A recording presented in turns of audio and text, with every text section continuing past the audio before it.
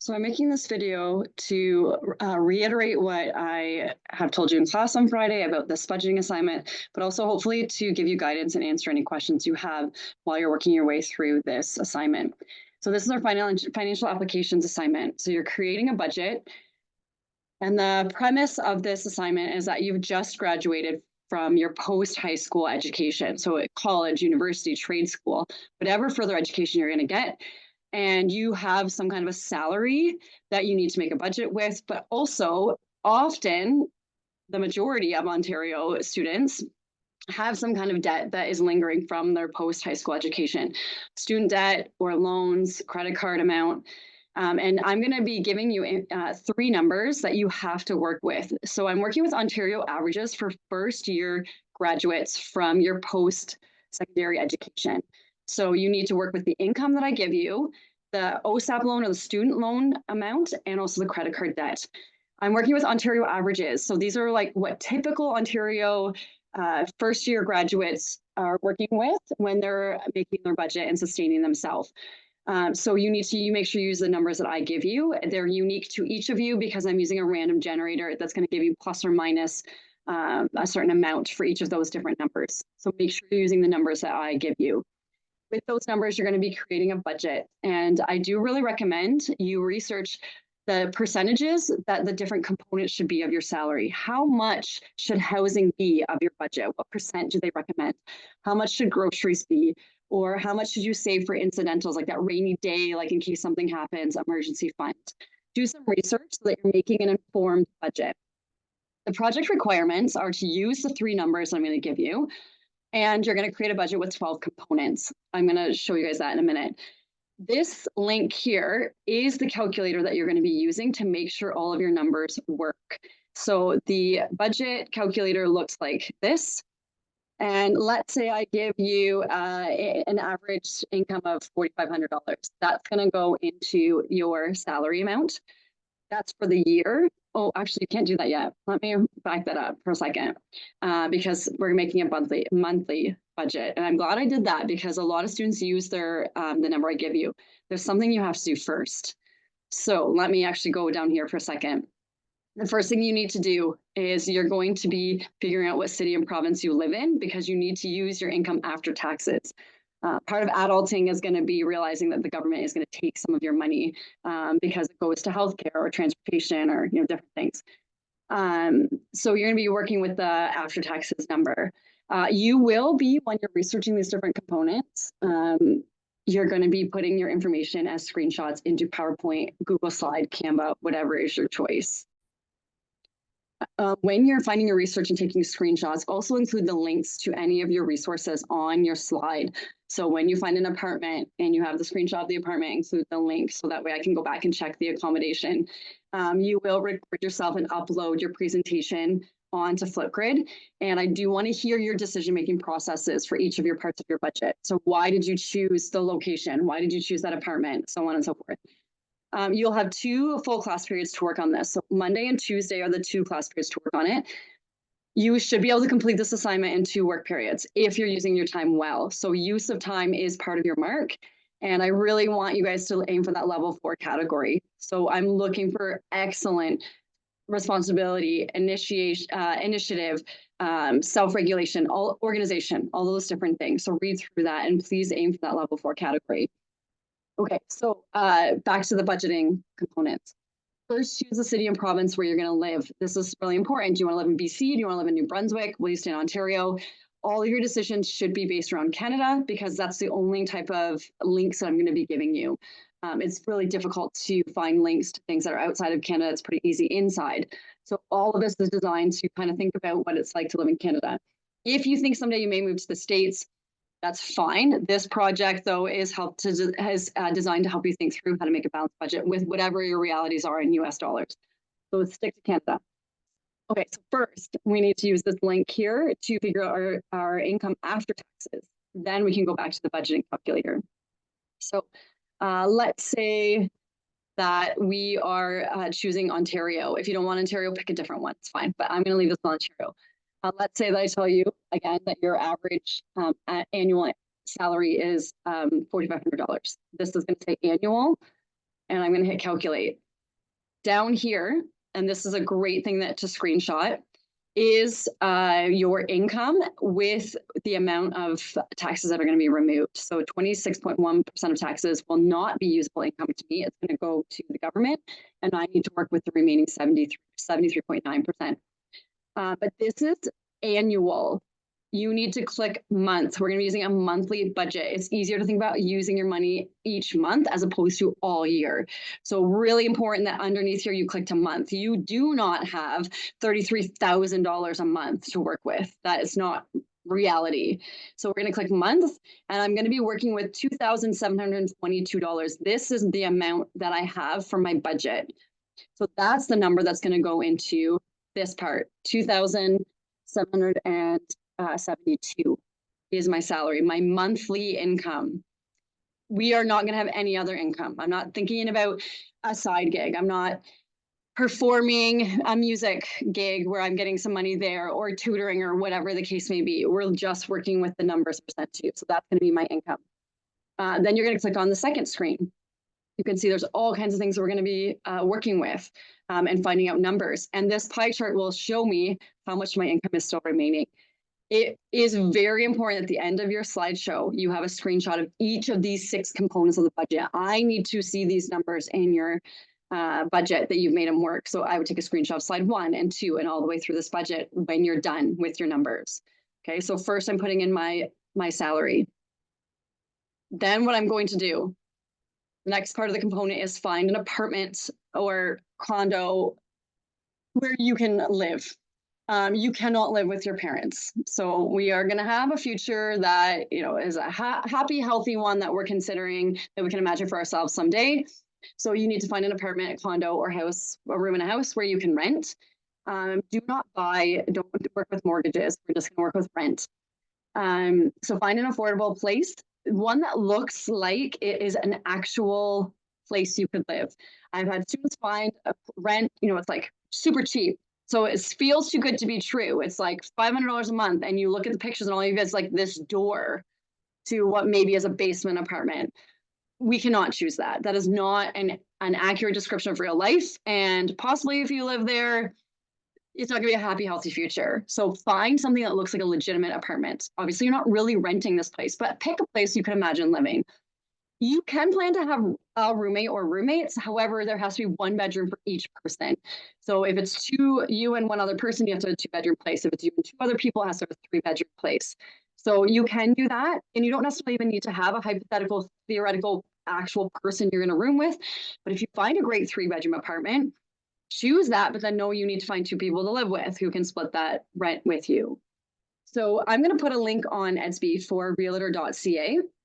With realtor.ca, what I would do is first, if you click on the filters page here, or filter tab, what you're doing is you are looking for an apartment to rent. So let me just see here for a second. Residential, that's going to stay that way. And I am looking for over here, rent. You could put in a maximum rent if you want. Here's where you can choose the number of bedrooms, number of baths, whatever.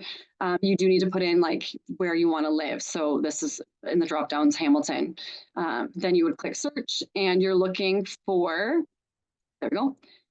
This place is $3,000 to rent. That doesn't even fit into the amount of money that I have. So scroll through and see if you can find a place that actually would fit into my budget. So I'm finding 2,300. Anyways, you're gonna have to scroll around. Ooh, if you want to use Kijiji, you can, but find somewhere that looks pretty legitimate. Okay. So again, you're gonna use filters. You're gonna click for rent. You could try changing this up, see what happens if you're looking for a multifamily or a condo, or maybe even just click any, see if that opens up more possibilities for you in the area that you are wanting to live in. Okay, so feel free to click around with those filters. When you found a place, I know I can't afford any of these, but let's say I pick this one. I can't afford it. I'm not going to use it. You're going to take screenshots of things. So whatever looks great, take a screenshot of that apartment. But in the listing, it's really important that you can see if your utilities are included. So does it say that electricity and water, what's included in your the amount that you're paying. If you can find one that's all inclusive, that's great. All your utilities are included in that monthly fee. If you have to pay for extras, you need to research that. So you're going to be reading in this description and trying to see if it says it includes any of your utilities. Okay, so you're going to look through the whole thing.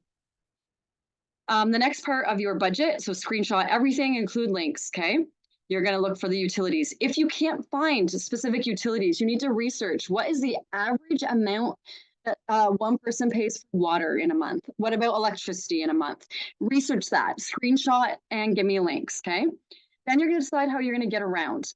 So if you own a car, you will need insurance and gas money, and then also include in your savings some money for maintenance, oil changes, tires, all of these things that happen. Like one of my tires on Monday when I got home was flat and needs to be repaired. That's not something that necessarily shows up every month in your budget. So you need to have maintenance as part of your budget. If you're going to do public transit, then find how much it is for a monthly pass, screenshot everything. Okay. How are you getting around? It's really important to consider that as part of your budget. Also consider if you're not living close to home, if you choose to live in Nova Scotia, save for an airplane ticket back home. Include that in your mode of transportation amount or put that in your savings account. I want to hear about how are you going to occasionally do trips to visit people or just to see your family. Debt. So with debt, you're going to have two numbers. You're going to have a student loan debt and a credit card debt. So OSAP is what stands for the Ontario Student Loan. There'll be two links for you on Edsby. So with your OSAP loan, you're going to use this Ontario, there we go, Ontario repayment loan calculator. So let's say your student loan that I gave you was $19,000. I'm going to put that in here, okay? The average amount that people use to pay this off is 114 months. That's 9.5 years. That means you're paying for your student loan for almost a decade when you're done. For now, put in 114 months, just because we don't really know what we're doing at this point. Don't change the interest rate here. The interest rate is 2.3, so that's great. So we're going to leave that there because that's the average that they're doing right now. They are pretty generous with the interest rate for students. Click monthly payment. Oh. Hopefully you get a repay back my loan. Okay.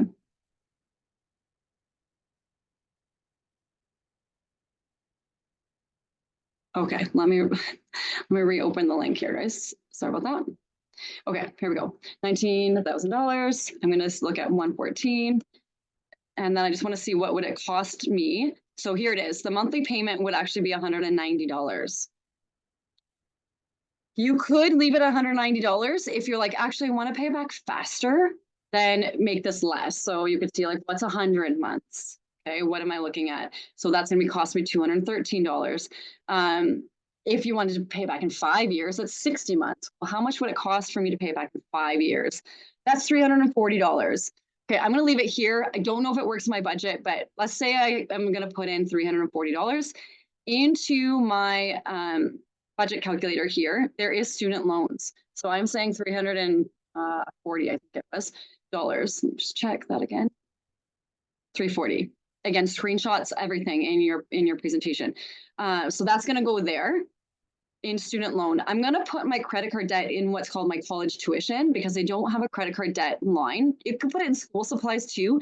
Doesn't matter, but it is one of your educational expenses. So put it in screen 4. Either of these is fine. It doesn't matter. So the other thing you're going to have is a credit card amount. So students use credit cards for incidentals. If they need to, something goes wrong in the house they're renting, they need to buy a couch, or they've got massive textbook fees or something. I'm going to give you an amount that's an average. So let's say we're working with $4,500. That's the amount that is there. We're going to be using the average interest rate in Ontario. So let's see, what's the average interest rate for a credit card in Ontario?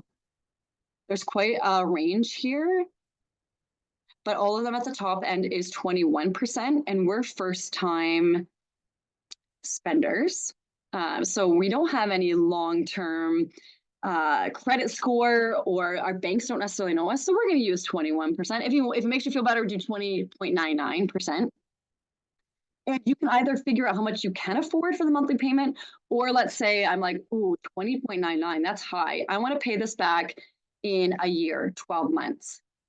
Just play around with it. What's a number that could work? That would actually cost me $419. I'm not really sure I can fit that in there. You will know your rent at this point. I haven't put that in there yet, but if you need it to be lower, then make this longer. Let's say 24 months, that's 2 years. Recalculate. Okay, maybe I'm going to use this one, $231. Screenshot everything again, and I'm going to put 231 in either of these categories. Doesn't matter which one. Okay, so as you're working your way through, put everything in here. You could also do this at the very end, but make sure you know what your numbers are. Because I think if this page refreshes, sometimes the numbers get lost, but put all your numbers in while at the end or while you're finding them. Groceries, you need to figure out how much you need to spend for groceries, and it needs to be a reasonable amount. I do not want you living off of Cheerios and ramen noodles your whole life. Nobody wants that for themselves, and your parents don't want that for you. So do some research, talk to your family. If you want to eat similarly to how you do now, take your family budget for the month and divide it by the number of family members that you have. As you guys know, groceries are expensive. They've gotten more expensive. Don't use old data. Okay, make sure this is actually going to work for you. Charitable donations, you need to donate even a small amount every month, but think about what you want to donate to. Is it sick kids? Is it Make-A-Wish? Is it like an animal organization? Is it sports? Find something that is a passion for you or an interest for you and donate even something small. There may not be a specific line item in your budget for donations. So probably that's going to need to go into other expenses, I would imagine.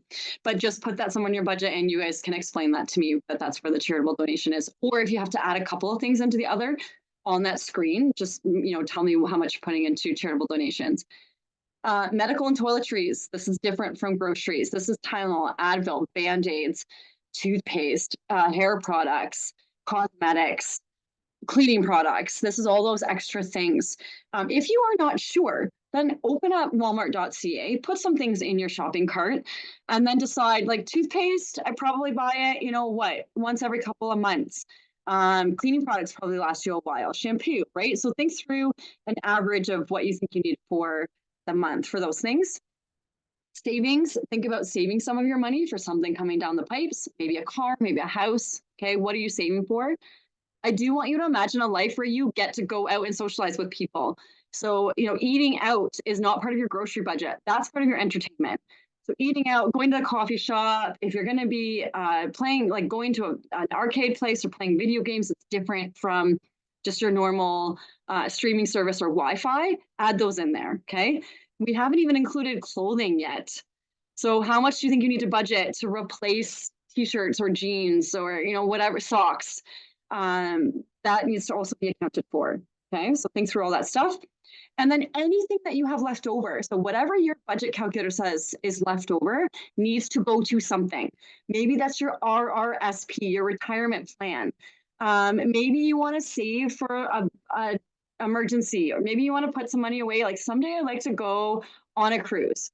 Make sure all of your pennies are allocated for, because there's an IDM budget that if you don't name every penny, it's just going to get used for something and it's just gone. So I want you guys to make sure that your budget calculator, when you're done, is zero. I want all of your income here. I want this all to equal zero at the very end. So I'm just going to show you guys what I mean by that. So I have 201 left over. So see how all of a sudden here it goes to zero? Make sure that's a zero. Every penny is allocated. Okay. When you're done with all your research and you're happy with your budget, I want you to screenshot every component of this online budgeting calculator. So in your PowerPoint or your slideshow, screen 1 here, your salary. Screen 2, all of your housing expenses. HOA is like the homeowners association. Sometimes condos have it, an apartment doesn't. So, make sure that is, if you leave them blank, is something you don't need. Speaking of which, everybody should have renter's insurance.